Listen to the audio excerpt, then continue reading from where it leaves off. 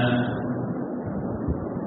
الحمد لله وكفى وسلام على عباده الذين اصطفى أما بعد فقد قال الله تبارك وتعالى في القرآن المجيد والفرقان الحميد فأعوذ بالله من الشيطان الرجيم بسم الله الرحمن الرحيم وذكر فإن الذكرى تنفع المؤمنين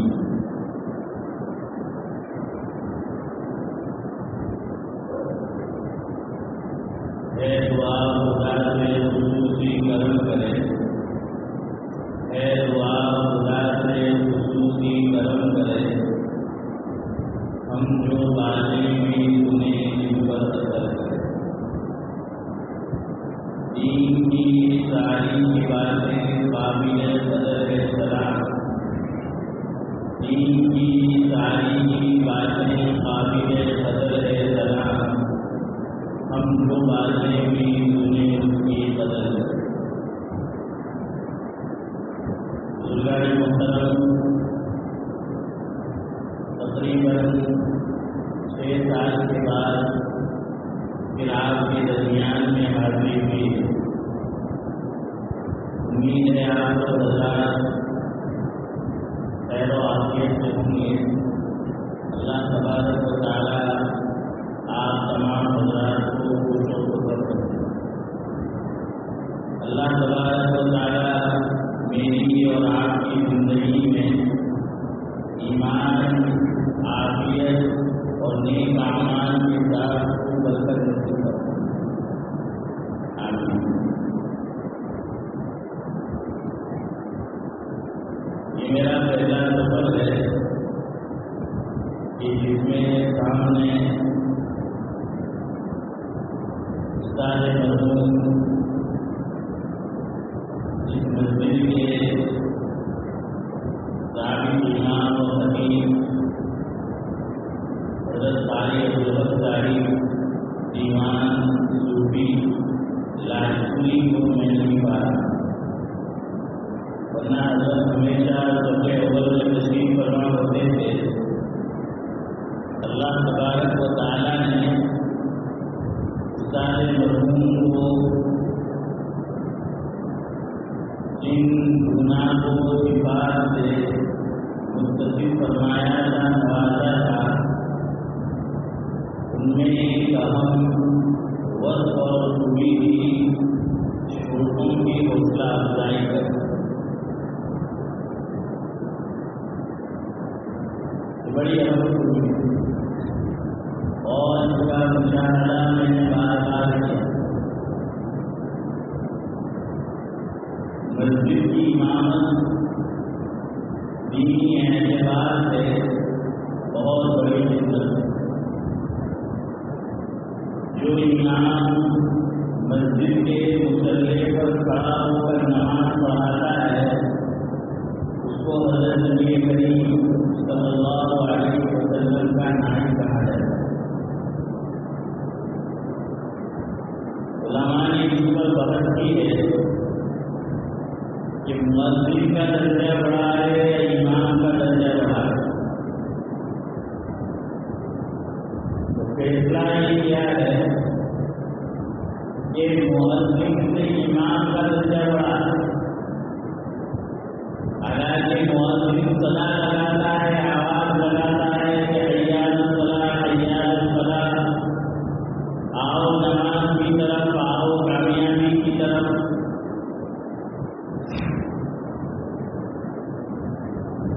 لیکن باوجود اس کے علماء نے یہ لکھا ہے کہ امام کا درجہ مؤذن سے بڑا ہے۔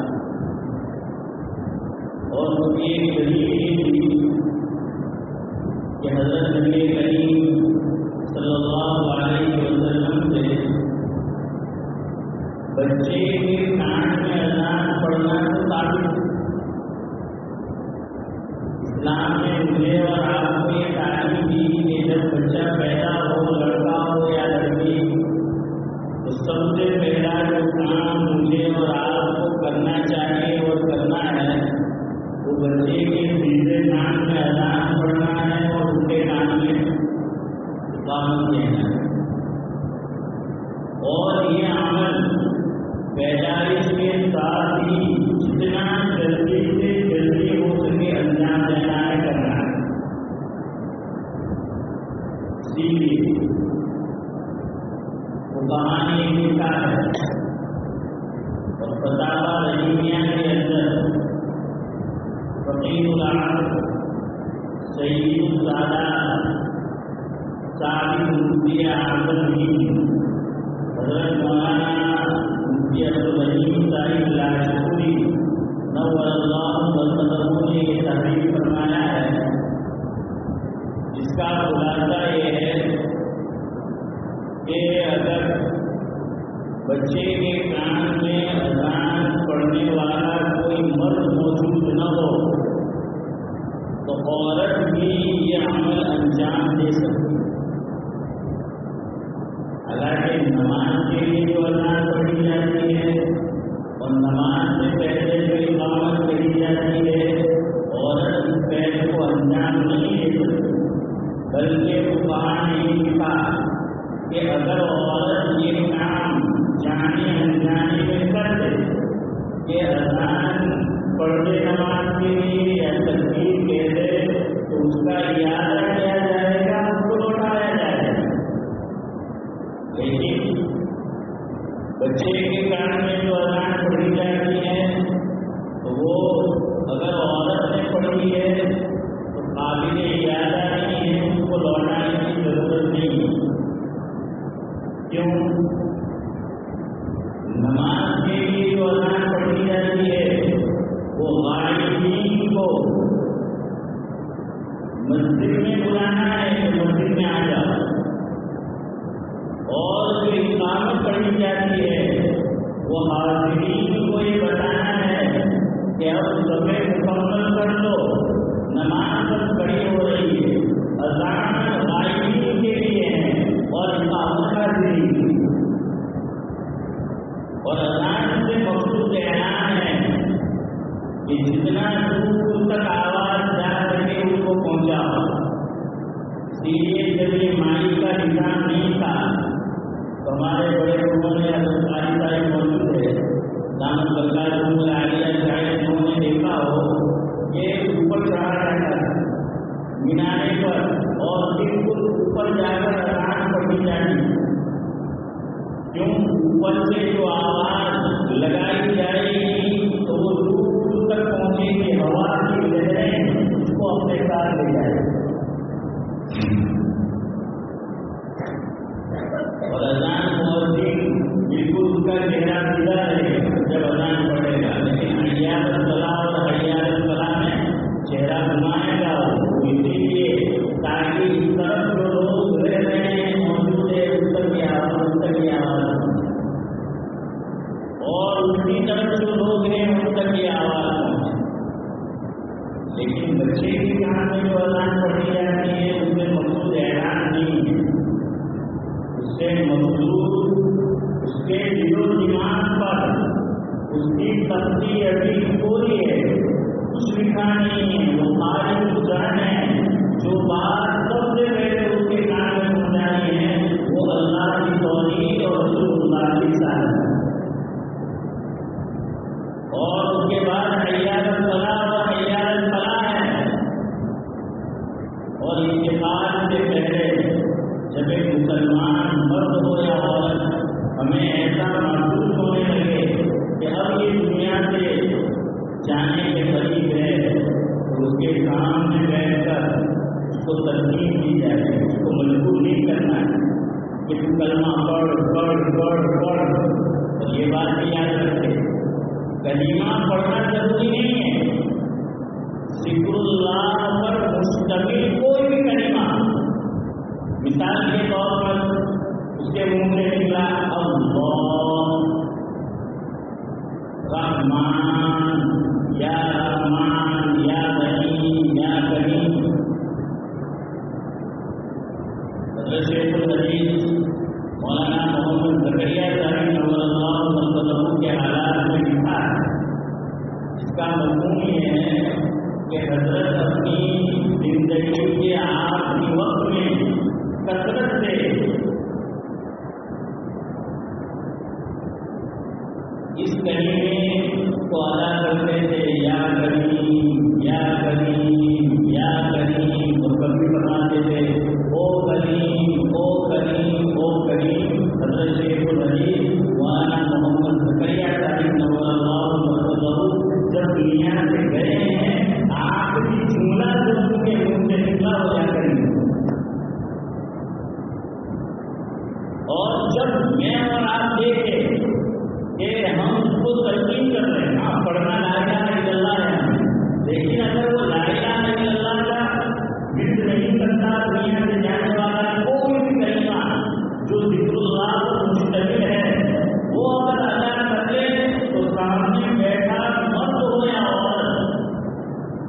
اور عورت جو ہوگی وہ محرم ہونی چاہیے تو وہ خاموش ہو جائے.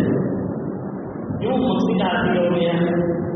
اگر وہ کوئی اور دنیا کی بات کرتا ہے تو پھر واپس اس کو کلمے کی تسلیم کی جائے. یہ جو جان کرنے کا مسئلہ ہوتا ہے، دنیا سے جانے کا وقت قریب ہوتا ہے، بڑا سخت ہوتا ہے. اس لیے ان کو مجبور نہیں کرنا ہے. بات لوگ ناراض میں مجبور کرتے ہیں، گراتے ہیں باڈی کور کر کلمہ پڑھو کلمہ پڑھو کلمہ پڑھو. یہ ناراض نہیں. وقت کتنا خطرناک ہوتا ہے. علماء نے لکھا کہ اگر اس کے منہ سے کوئی کفریہ کلمہ نکل جائے تو یہ نہیں کہا جائے گا کہ اس کا خاتمہ کب ہو. اسی وقت کی بات ہے. ہاں یہ بڑا سخت ہوتا ہے. اللہ تبارک و تعالیٰ میرے اور آپ کے لیے آسان کر دے اپنے وقت.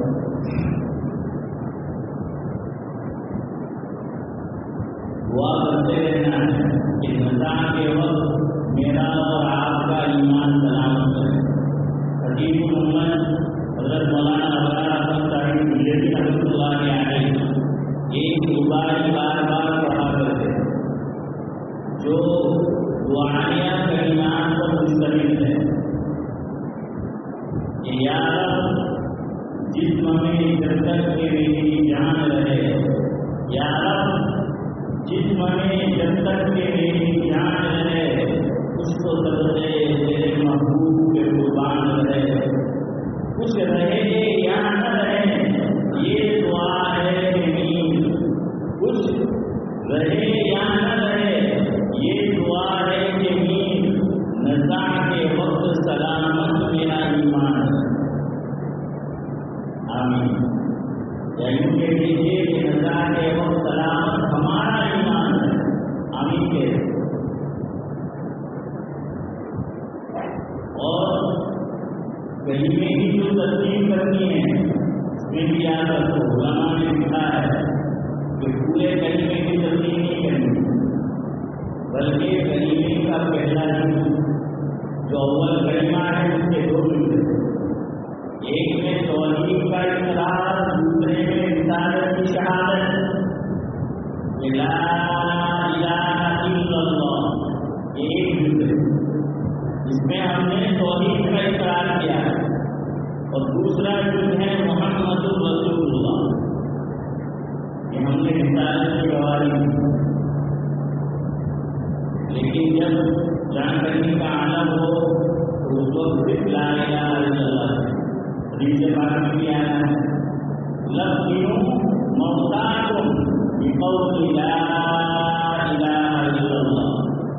اور حدیث پاک میں یہ بھی آیا ہے کہ جددوا ایمانکم بقول لا الہ الا اللہ او کما قال علیہ الصلوۃ والسلام. کہ جب کسی مسلمان کے دنیا سے جانے کا وقت قریب ہو تو اس کو لا الہ الا اللہ کی تسلیم کر. اور دوسری روایت میں فرمایا کہ اپنے ایمان کو رینیو کیا کر.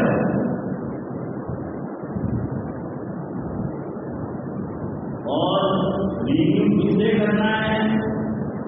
تجدید ایمان.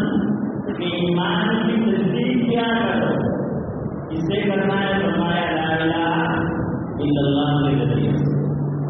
اور خاتم المحدثین علامہ انور شاہ کشمیری نور اللہ نے یہ تعبیر فرمایا جس کا مضمون ہے کہ بھائی لا الہ الا اللہ ہی نہیں کہنا، محمد رسول اللہ ہی نہیں ہے. کوئی مسلمان مرد ہو یا عورت جیسا کہ میں نے بتایا اس کے قریب بیٹھ کر اس کو تسلیم کرتی ہے اور کلمے کا پہلا لا الہ الا اللہ کی ذکر کرنی ہے، محمد رسول اللہ کی نہیں کرنا. کیوں لا الہ الا اللہ ایمان والا ہے وہ آدمی مسلمان مرد ہے یا عورت دوسرا جرم خود بخود اس میں شامل ہو جائے. ہاں کوئی آدمی جو ایمان کی دولت سے محروم ہو اس کو جب ہم کلمہ پڑھائیں گے تو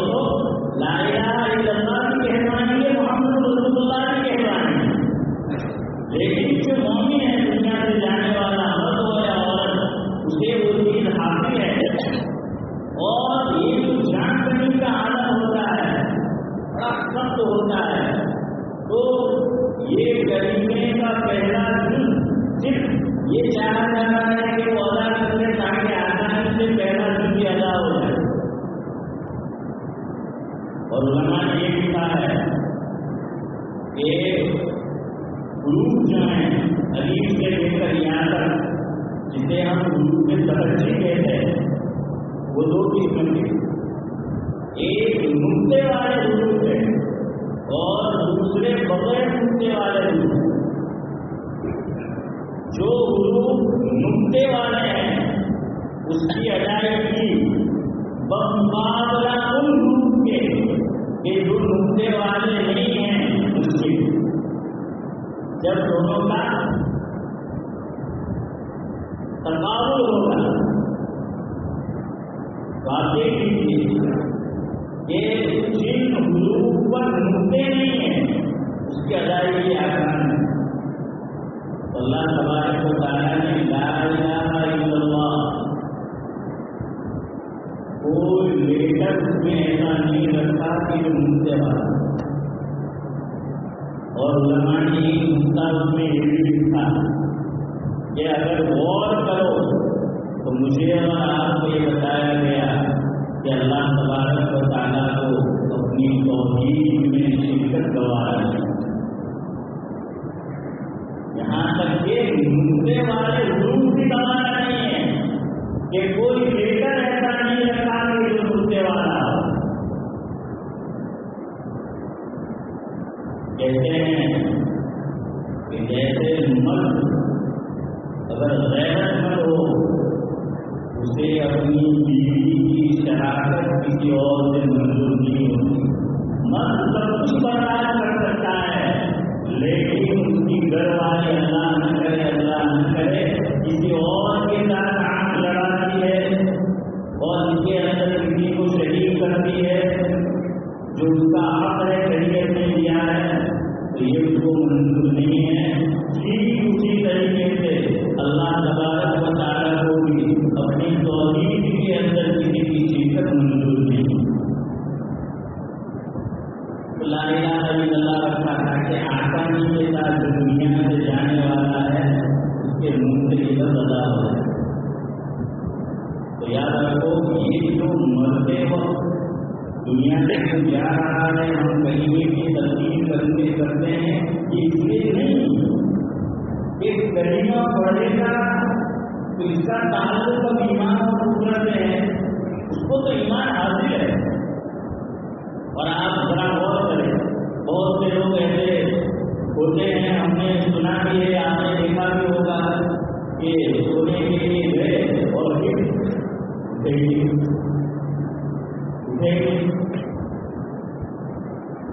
میرے خالد سلیمان پانڈو وہ بھی سونے کے لیے گئے تو گئے پھر ہاتھ میں تصویر کیا ابھی تک تو کیا کسی نے ان کو تصویر کی اپیلی وقت میں ان کی زبان سے کسی نے کلمہ سنا؟